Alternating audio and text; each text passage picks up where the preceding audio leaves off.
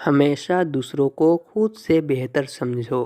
हो सकता है जिसको तुम बुरा समझ रहे हो वो अल्लाह की नज़र में तुमसे बेहतर हो।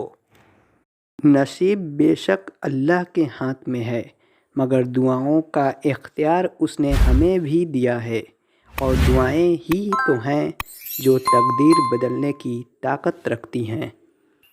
अगर किसी को तकलीफ़ देकर भी अच्छे से सो लेते हो तो अपने ज़मीर का जनाजा पढ़ लो, क्योंकि वह वफ़ात पा चुका है।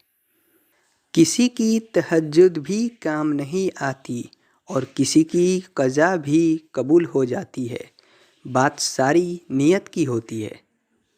कभी आंसू, कभी सजदे, कभी हाथों का उठना। ख्वाहिशें अधूरी हो तो रब कितना याद आता है।